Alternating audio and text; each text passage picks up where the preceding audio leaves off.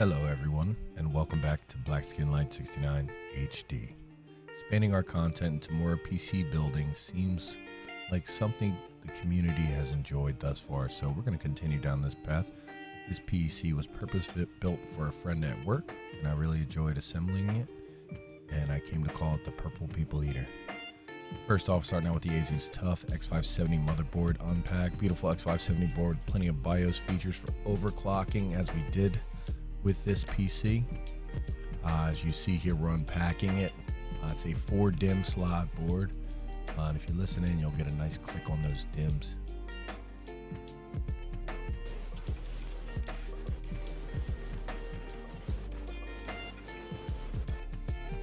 Beautiful. All right, we're pairing this with none other than the Ryzen 9 5900X. This is a 12-core, 24-thread CPU, power built for gaming and productivity workloads. This build, as I said, is being designed to be a dual gaming and streaming build. So that's why we decided to go with the Ryzen 9 here. Then we're gonna start to talk about the differences between processors as well a bit here shortly. So we're gonna socket this in to the motherboard here. So what you'll notice here on the Ryzen 9 is that there are hundreds, if not thousands, of tiny little pins on the bottom of the CPU. So right here you're seeing the ILM, the integrated loading mechanism. That's what we're using to fasten the CPU into the socket. There's the Ryzen 9 5900X. And there are those pins. You'll notice the bottom right corner as well, there's a small gold arrow. That arrow indicates the orientation into the motherboard. And this just slots right in, it falls right into place. LGA is different. That's where the pins are on the board, but this is PGA. Beautiful. So now it's time to install our memory. We decided to go with none other than 2 terabytes of Western Digital SN570 for our storage. We're going to use that NVMe drive. And that's a cover on the heatsink. So you see there's 2 PCIe slots. One's covered with that heatsink there. So we're going to take off that heatsink cover because we're going to use that slot.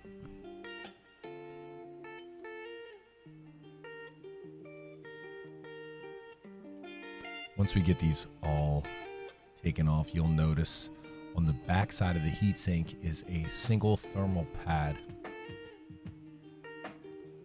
Additionally, due to the size of the NVMe, we're going to have to insert one of the standoffs that come with the motherboard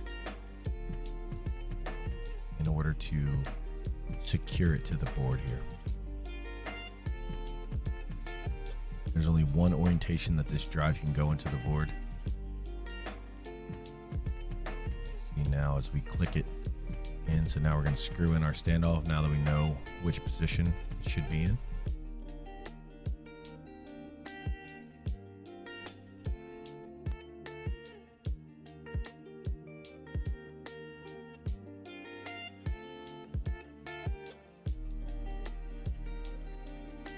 With the nice satisfying click there, then we'll secure it down with the screw that it came with.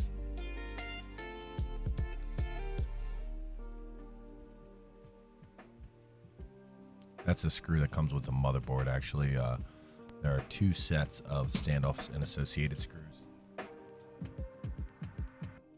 Now you can see we're removing the backing for the thermal pads, and we're going to reinstall it over top of the NVMe drive. And that thermal backing just kind of helps to, those thermal pads help to transfer the heat into that heat sink there for more efficient cooling of the drive.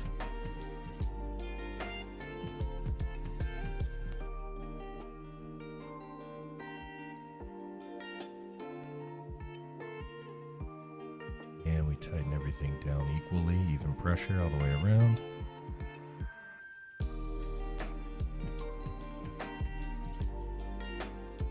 Beautiful. All right. Time to install the Kraken X73 RGB CPU cooler. This is a liquid cooler, 360 mil rad. Got 3 included fans.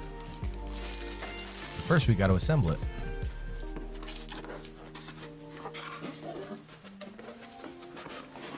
I love NZXT products. Clean, efficient packaging. Not too much wasted space like some other folks.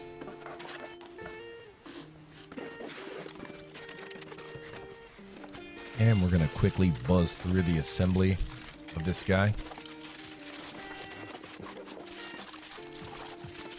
So we have each of our 120 millimeter fans and our radiator with attached pump head, as well as additional hardware like screws, cables, and the bracket that we need to install this on the AM4 platform, which is what I just put down there next to the screwdriver. So we'll assemble the radiator first, and then we'll look to mount the CPU cooler to the motherboard.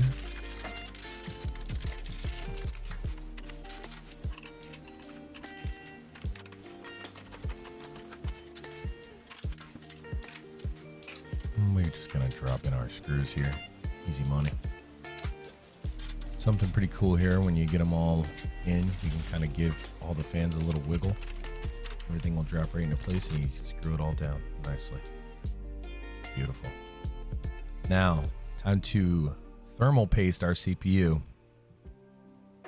This stuff here, Thermal Grizzly. Grizzly is designed by Dirk Bauer, another content creator here on YouTube. This stuff is super high viscosity, or low viscosity, excuse me, so you have to move it very slowly. So you'll see here what I've just kind of time-lapsed. I mean, this was literally probably 5 or 6 minutes that I spent on perfecting this. Now we're going to attach the CPU cooler. So you can see the cold plate on the bottom, the copper cold plate. I'm going to put that directly over the IHS of the CPU with even pressure.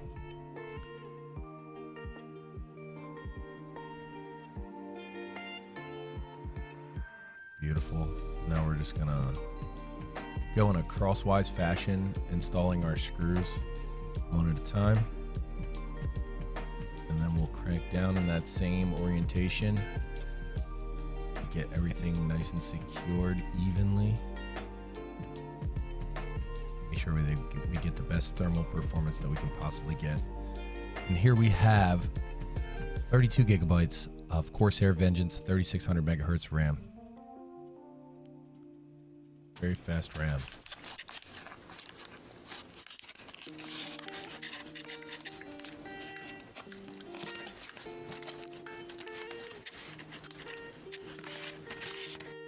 This RAM pairs very well with Ryzen CPUs. And now we are ready to install these 2 beautiful sticks. These are RGB included, so let's just pop them open here. Take them out. Oh, stuck. Nice click, they'll come right out. These sticks are really nice. I hadn't seen this particular model of Corsair Vengeance, but I did like it. 3600 megahertz RAM is a sweet spot for Ryzen CPUs. I think most people who are into Ryzen know that. We'll just wait for that double click.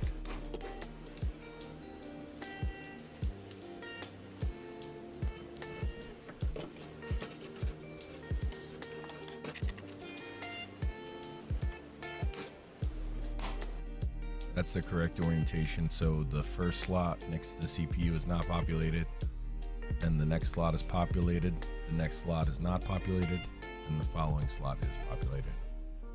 So now we're starting to sort out the motherboard orientation into the case here. So we had to go with a exhaust on the front of this motherboard. Unfortunately, NZXT 360 Rad AIO, the way the fans are oriented, they are exhausting. So we turned the included 200 millimeter case fans on the outside of this LandCool 215 Lanley case in order order to exhaust everything out the front. So we've got it in a push-pull config on the front. We also installed 2 intake fans on the top, as well as turned the rear fan to intake, just to make sure we're bringing enough fresh air into the system and cooling off all of our components as we move. Now, the moment we've all been waiting for, the Asus TUF Gaming 3070 Ti with 8 gigabytes of VRAM, full metal backplate, 3 fans. This 2+ slot card is absolutely stunning. I was very pleasantly surprised with the aesthetic quality of this card, as well as the performance, as I found when overclocking. This is a great card. So I do have several 30 series cards personally. This is the first time I had worked with a 3070, and I thought this card was absolutely beautiful.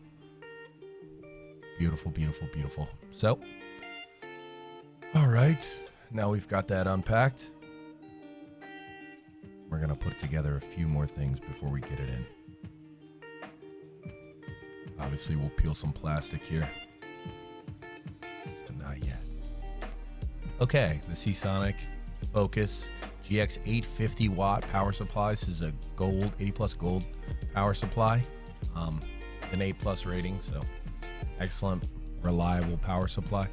I've only heard good things about Seasonic and only had good experiences personally, so I do recommend them. Some little warranty information and such.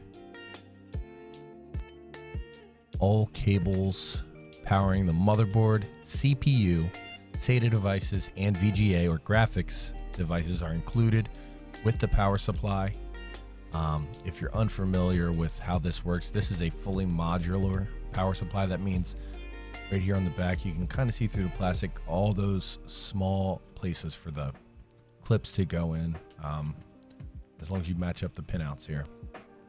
So first we're gonna show you where the CPU power pins will go. All right, so we're gonna put an 8-pin in there and a 4-pin as well, because we are planning to overclock the CPU a bit for the customer. Now the 24-pin motherboard power connector with the small clip on the side there. We'll get that clipped in.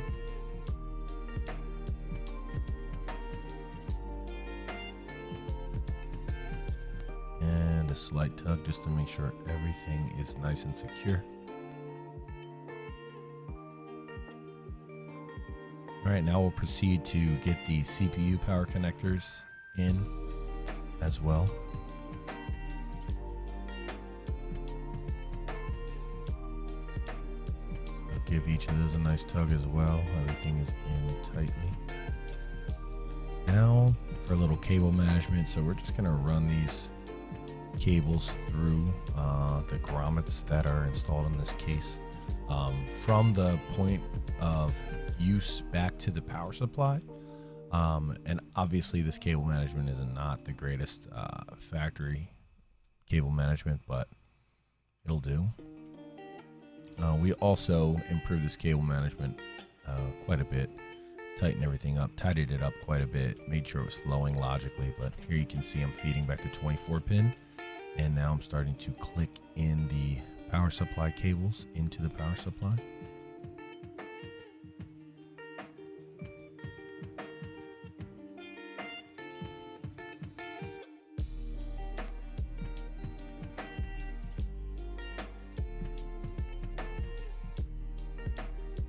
And now I'm running the graphics card or VGA power cables through, as well as getting the SATA power cable connected.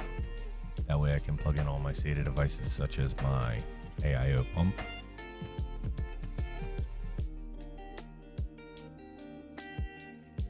And also the additional SATA device is the onboard fans that were included with this case, the 200mm fans, powered by SATA.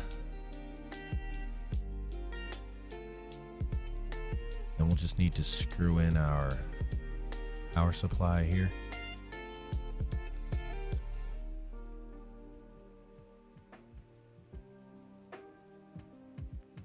Fun stuff. And after a little bit of cable management, I think it's just time for us to take the rest of the plastic off of the GPU here, which really revealed the true beauty of the card. I mean, the card is like, it's like a gunmetal color. It's very, very sleek, very stylish. I love the finish. Did not seem to pick up a whole bunch of fingerprints, but this is just overall a beautiful card. I love the metal backplate as well. You can see the two 8-pin power connectors. This also included 2 HDMI ports and 3 DP ports, which was pretty interesting because most 30 series cards that I'm used to seeing only include 1 HDMI port. So, but now we'll remove the PCIe slot covers, and you'll have to remove the appropriate ones for your graphics card, obviously. Look at that shiny metal backplate there. So we'll listen to that click. Beautiful. So the card's now slotted in. This again is the Asus 3070 Ti. It's a beautiful graphics card. Once finished, time to plug in the VGA power cables.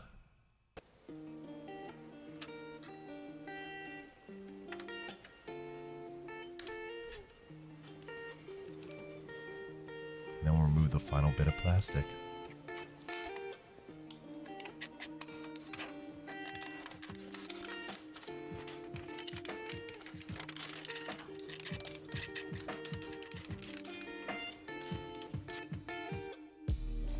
Love it. Hey, thank you so much for watching the video to this point. If you did enjoy the video, please drop a like. If you didn't, please drop a dislike. Still building my equipment to support more of this kind of content, so please let me know your thoughts and criticisms. Thanks again and have a great one.